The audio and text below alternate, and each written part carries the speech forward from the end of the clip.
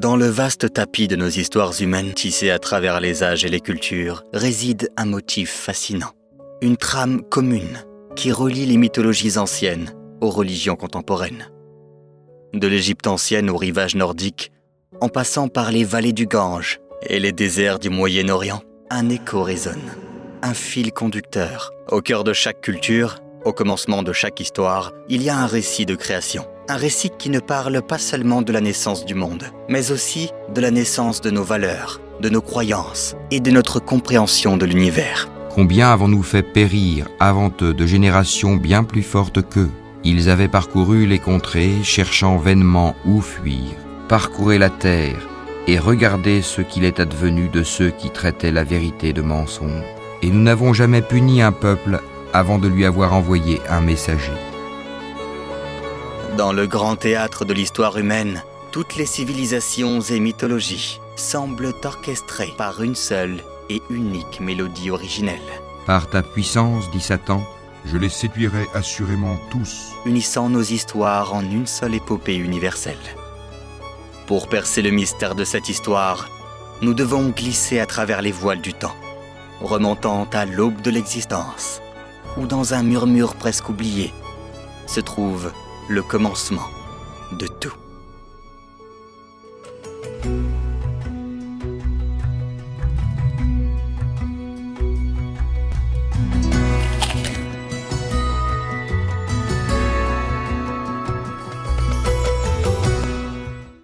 Au commencement, Dieu créa le ciel et la terre. La terre était informe et vide, les ténèbres étaient au-dessus de l'abîme, et le souffle de Dieu planait au-dessus des eaux. Ceux qui ont mécru, n'ont-ils pas vu que les cieux et la terre formaient une masse compacte? Ensuite, nous les avons séparés et fait de l'eau toute chose vivante. Tous les récits, dans leur diversité et leur splendeur, convergent vers une croyance universelle, l'existence d'un créateur, une force majestueuse qui a façonné les cieux et la terre. De tout temps, sur tous les continents, dans tous les siècles, les hommes ont cru en Dieu. Dans les mythes grecs, ce rôle est attribué à des titans primordiaux, comme Gaïa et Ouranos, personnifiant la terre et le ciel.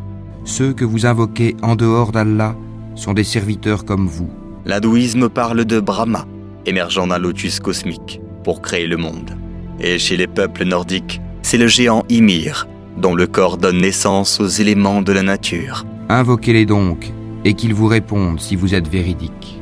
Chacune de ces cultures, à travers ses propres symboles et récits, tisse l'histoire d'une origine divine. Sauf que, à partir du XVIe siècle, de Copernic à Darwin, Freud, en passant par Galilée, Laplace, il y a toute une série de découvertes scientifiques qui font que les gens se disent la science n'a pas besoin de l'hypothèse de Dieu. Mais comment tout a commencé? Il y a deux thèses possibles.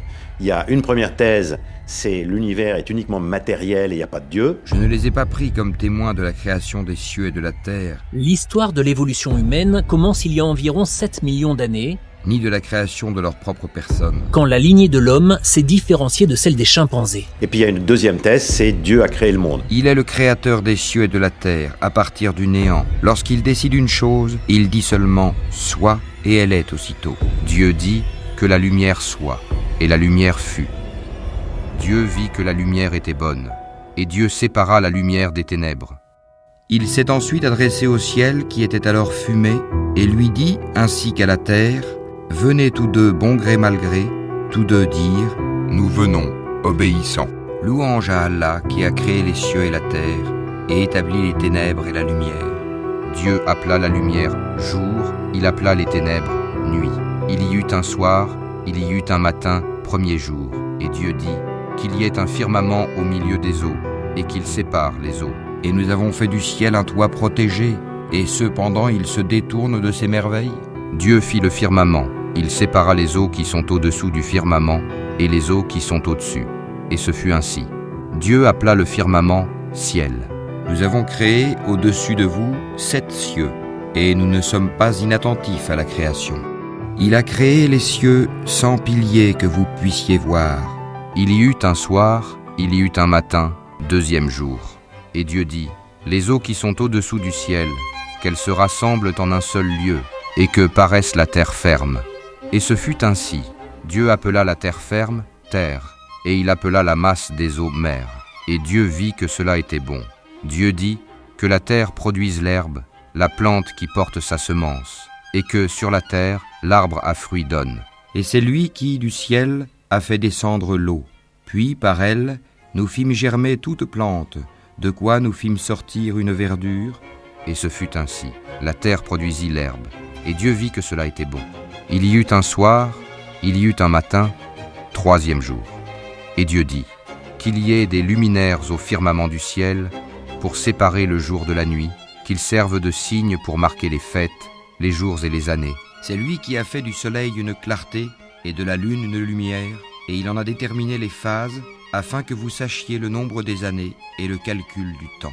Allah n'a créé cela qu'en toute vérité, il expose les signes pour les gens doués de savoir. Il fit aussi les étoiles. Et nous avons décoré le ciel le plus proche de lampes étoiles, et l'avons protégé. 4e jour. Et Dieu dit que les eaux foisonnent d'une profusion d'êtres vivants, et que les oiseaux volent au-dessus de la terre, sous le firmament du ciel. Dieu créa les grands monstres marins. Les Taninim Agdolim, alors on traduit ça par des grands cétacés. Cétacés, de dire que ce sont des cétacés, on va expliquer pourquoi. Vaivra Elohim et Taninim Agdolim. Hachem a créé les Taninim Agdolim, ce sont des grands reptiles. Il a créé également tous les rampants, Asher Shartsu Amayim, et également tous les animaux qui pullulaient dans l'eau. Il a créé également les oiseaux. Vayar Elohim Kitov, et Hachem a vu, considéra que tout cela était tov, que tout ça était bon. Alors ici c'est écrit que Hachem a créé ex nihilo. Alors le Ramban il dit mais c'est un petit peu étonnant de dire ça parce que la seule création qu'il y a eu ex nihilo c'est la création de l'univers en soi. Quoi ? Avons-nous été fatigués par la première création ?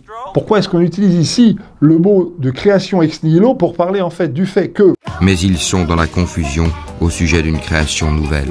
C'est Allah qui commence la création, ensuite il la refait, puis vers lui vous serez ramenés. Et quant au djinn, nous l'avions auparavant créé d'un feu d'une chaleur ardente, de la flamme d'un feu sans fumée.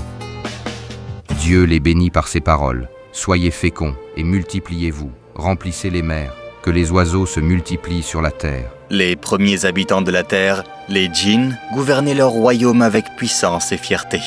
Et ils avaient pensé, comme vous avez pensé, qu'Allah ne ressusciterait jamais personne. Cependant, leur règne était marqué par le désordre et l'effusion de sang. Lorsque ton Seigneur confia aux anges « Je vais établir sur la terre un vicaire », ils dirent « Vas-tu y désigner un qui y mettra le désordre et répandra le sang ?» Des actes qui allaient à l'encontre de l'équilibre naturel de la création. Quand nous sommes là à te sanctifier et à te glorifier, il dit « En vérité, je sais que vous ne savez pas. » Parmi les djinns se trouvait Iblis, un être d'une sagesse et d'une puissance exceptionnelle.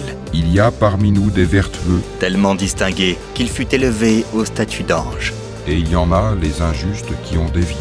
Cependant, le destin d'Iblis était de jouer un rôle tragique dans l'histoire de sa propre espèce. Conscient de la corruption et de la décadence qui rongeait les djinns, Iblis fut chargé d'une mission divine, mettre fin à leur règne sur la terre. Nous avions frôlé le ciel et nous l'avions trouvé plein d'une forte garde et de bolides. La littérature sacrée hindoue est la seule à mentionner des véhicules aériens en tant que tels et non en employant des images ou des symboles prêtant à plusieurs interprétations.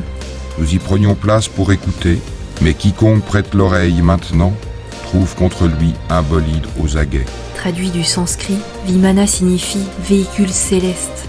Nous faisons allusion ici au Vimana, que l'on rencontre régulièrement tout au long du Mahabharata, cette œuvre littéraire gigantesque. Les Vinama, ces entités mystérieuses et puissantes, étaient les dépositaires d'une technologie et d'une magie avancée. On retrouve aussi les Vimana dans une épopée postérieure, le Ramayana. Ces ouvrages sont des livres sacrés de l'Inde ancienne et furent les initiateurs de la pensée fondatrice de l'hindouisme. Lorsque la décision fut prise d'éliminer la menace djinn, c'est avec les Vinama que Iblis se tourna. Les événements relatés dans le Mahabharata pourraient remonter à l'ère précédant le Kali Yuga, soit l'époque actuelle. Ensemble, ils orchestrèrent une guerre nucléaire d'une ampleur inimaginable. Dans un extrait du Karna Parvan, un des chapitres du Mahabharata, nous pouvons lire la description suivante. Nous aperçûmes dans le ciel quelque chose qui ressemblait à un nuage écarlate, comme des flammes cruelles d'un feu ardent. De cette masse émergea un énorme Vimana, peint en noir, qui lança de nombreux projectiles flamboyants. Le bruit qu'il faisait en se rapprochant de la terre ressemblait à celui de 1000 tambours roulant tous ensemble. Une guerre qui allait changer le visage de la Terre à jamais. Vimana se rapprochait du sol à une vitesse incroyable en lançant de nombreuses armes étincelantes comme de l'or, des milliers de foudres accompagnées d'explosions violentes et de centaines de roues de feu. Les ciels s'obscurcirent, les mers bouillirent et les terres furent ravagées. Prenons une autre description de Vimana, cette fois tirée du Ramayana. Bhima volait dans son Vimana d'une splendeur solaire avec un bruit de tonnerre. On aurait dit que 2 soleils brillaient dans le firmament. Le ciel tout entier s'éclairait violemment. Le Vimana brillait d'une lumière resplendissante, comme une flamme dans une nuit d'été. Il passait comme un météore entouré d'un nuage. Les djinns, malgré leur puissance, ne purent résister à la dévastation. Nous pensions bien que nous ne saurions jamais réduire Allah à l'impuissance sur la terre et que nous ne saurions jamais le réduire à l'impuissance en nous enfuyant. Difficile de ne pas réagir devant des descriptions aussi saisissantes. De nos jours, des descriptions de ce type seraient apparentées à des témoignages de visions d'ovnis. En plus des descriptions physiques des engins, 8 chapitres du Vaimanika Sastra détaillent les procédés de fabrication des Vimana. Les textes les décrivent comme ayant une morphologie comparable à la nôtre, qu'ils doivent se nourrir et dormir, qu'il existe des hommes, des femmes et des enfants. Leur civilisation s'effondra et leur règne prit fin dans un cataclysme apocalyptique. L'impact de l'astéroïde a détruit toute la chaîne alimentaire. Et l'extinction ne frappe pas seulement les dinosaures, mais toute la vie sur Terre. Plus de 60% des espèces sont balayées de la surface du globe. Parcourez la terre et voyez comment il a commencé la création. La destruction des djinns par cette guerre nucléaire marqua la fin d'une ère et le début d'une autre. Puis comment Allah crée la génération ultime, car Allah est omnipotent. Avec leur disparition, la Terre fut purifiée, prête à accueillir une nouvelle création, l'humanité. À son retour, Iblis fut confronté à une réalité qui brisa toutes ses attentes. Au lieu de la reconnaissance, il se trouva face à face avec la nouvelle création de Dieu, l'homme. Cette créature, façonnée de terre et de souffle divin, était destinée à être le nouveau gardien de la Terre, le successeur des djinns.